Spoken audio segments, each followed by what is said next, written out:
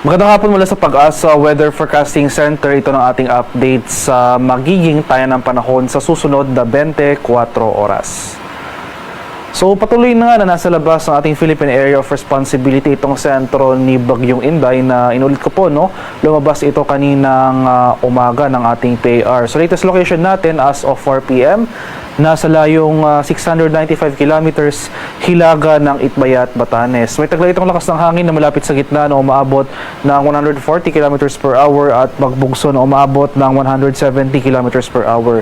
At sa kasalukuyan gumagalaw ito pa hilagang kanluran northwestward sa bilis na 40 kilometers per hour.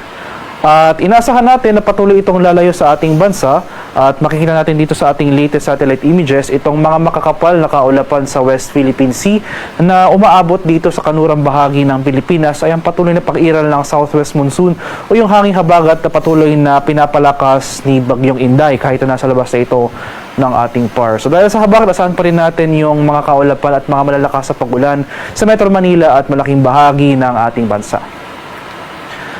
At ito po yung ating latest track and intensity forecast para kay Bagyong Inday, no? So, sa mga susunod na oras, for the next 12 hours, magpapatuloy yung generally pahilagang kanluran na paggalaw nito. Patuloy yung paghina nito. So, weakening trend po yung ating nakikita para kay Bagyong Inday na kung saan posible nga itong maglandfall dito sa eastern China sa mga susunod na oras. Gayun pa man, itong trough extension nito ay makaka-apekto pa rin sa ilang areas na extreme northern Luzon. At ayun nga po, patuloy rin itong palalakasin or hahatakin yung ating habagat na magpapaulan sa malaking bahagi ng Pilipinas.